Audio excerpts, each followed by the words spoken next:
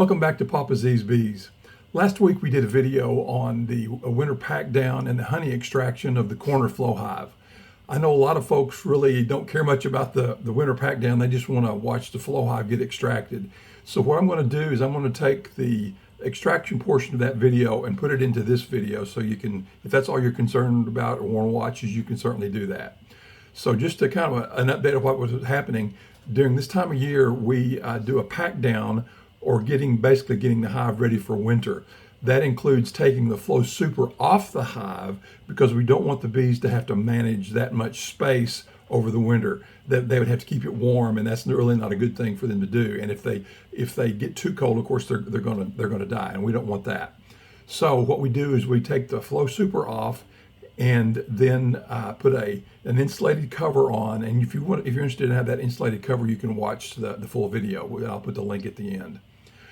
So what we do with any honey that's in the Flow Hive, when we get done, we take it inside and do an extraction inside. It's a little messy, but if there's honey there, it's usually really good honey because I really like the fall honey. So this portion of the video you're going to see is extracting the Flow Hive at the end of the year indoors. Thanks.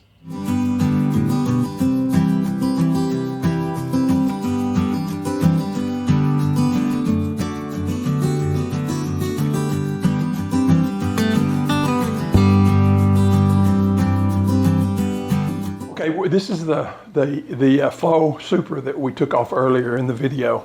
We're going to kind of check it and see if there's any honey in it that we can extract. In the past, we've always extracted honey at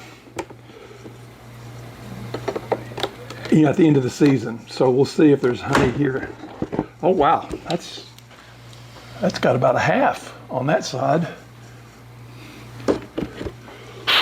Little small hive beetle in there, get rid of that. And same thing over there. So just kind of go through them one by one, see how many we're going to need to extract.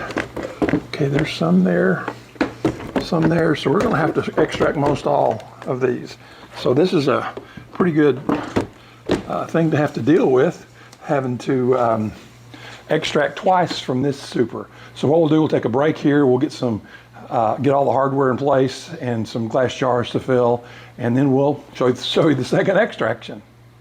Okay, well, I've got the crank turned. Let's zoom in here a little bit. There's some honey. It's going to be really slow coming out because of the fact that it's so cold. But you can see there's some coming. It's coming down the pipe right now. So I have to fight ants here because this time of year the ants are pretty bad. So you can see it coming down, coming out.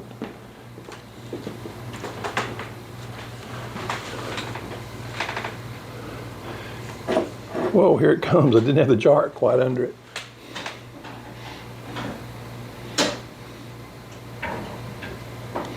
Back when we did the previous extraction, it went a lot faster because it was warmer, and the honey flows much better when it's warm. So we don't really know how much we're going to get here. We may get, we've got 4 jars out, so we may get that many, although I'm not really sure. We're just going to have to kind of wait and see. Look, there's a little bit coming out in right there. I mean, it's exciting when it does come out. Now it's starting to come out a little bit faster. Because again, it's going to have to come in from the top down. And the way the bees normally fill this is from the center out. That way, when you actually can view it from here during the normal season, you'll be able to tell that if it's full here, then it's going to be full front to back, and you can go ahead and harvest it. So we'll continue to do this, and it's coming in pretty good. I'm pleasantly surprised. I really didn't know that we would get anything because they've been kind of slow, through a little bit of a dearth. But then within the last month, they've had quite a bit of things like goldenrod and other things like that. We've had a lot of aster flowers in our yard and most others. Or if you can watch that pretty closely, but as the honey comes out, you can see the wax and things such as that. And again, as we've talked about it in the past, what's actually happening in here, you know, is when those cells, half cells split and the honey runs down, the capping stays intact. So what we'll do, hold this frame out for a few days, and then after, if we get a little bit of warm weather, I may go ahead and let the bees, you know, uncap it and try to clean any extra honey that's out.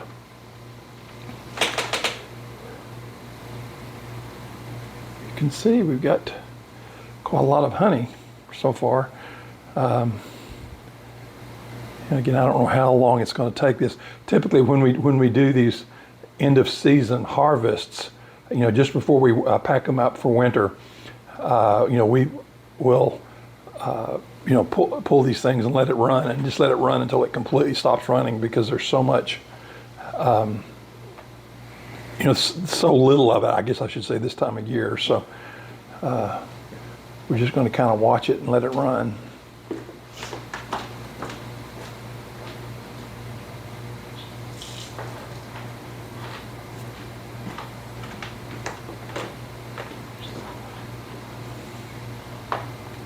I'm going to pause it here a little bit, and then we'll just get back in just a little while once we've gotten, I'll probably get another jar started, and then we'll come back and kind of see where we are. Update, we've got the second frame being extracted now, and it's just started. Again, it's taken a lot longer than what it normally does, simply because it's so cold. We had a really good cold snap come through here this morning, and so these things are still pretty cold. One thing I forgot to do is show you the part where you actually pull use the crank to open up the frames, and I'll do that on the next frame that we open. So anyway, quick update. We'll be back. Quick update. We're probably about 15 minutes in, which, you know, again, not too surprising with the time of year that it is, the temperature. But I just want you to look at this second frame from my right, if you're from your right as well, that it's almost got that jar completely full. And there's, if you'll look right behind the little spigot or little hole there, you can see that it's quite a lot of honey still left to drain out. So that's exciting. We'll probably have to replace this jar here in a minute, but just wanted to give you a quick update.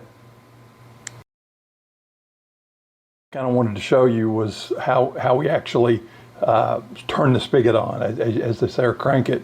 I moved it over. We had pretty much a full, you know, we pretty much emptied out this center one here that we had. The difference between the way we harvest this and the way we harvest in the spring is when we're kind of close to being full, we just basically, you know, shut the spigot off and then allow the bees to come in and clean it up. Here, the bees won't get a chance to see this, so it kind of drips under. So anyway, what we'll do is you can see there's two different slots here. Well, this is to close and this is to open. So what we do to open it, we take about a third of the way in and crank it one side or the other. And what it does, if you watch that pop up the way it did, then it will allow those frames to split, or those cells to split, and let the honey drip down into the channel, which will then come out of the piece here. So yeah, this one is still draining a little bit. And then this one will start coming. Oh yeah, it's coming out quite a lot. So I may start I'm trying to figure out the color of the honey is pretty much the same, which means it's probably from the same nectar source. So we'll kind of watch it as it comes out. And looking back down into the flow frame itself, you can see all of the honey. Sorry for the jiggle in there, But you can see the honey dropping down out of the frames as they split.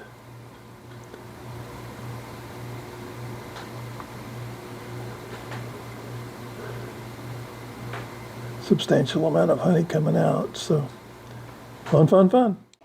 It took us about 45 minutes to drain 5 of the 6 frames that did have honey in them. Really surprised that we had any honey at all, to be real honest. It didn't look good earlier, but the fall flow was pretty good. So here's what we ended up with. We ended up with probably almost 3 quarts. Got some still draining, and we got some draining out under the flow frames themselves. Plus we have a very sticky table. So anyway, just wanted to share that with you, and we really appreciate you. And we'll catch you on the next one.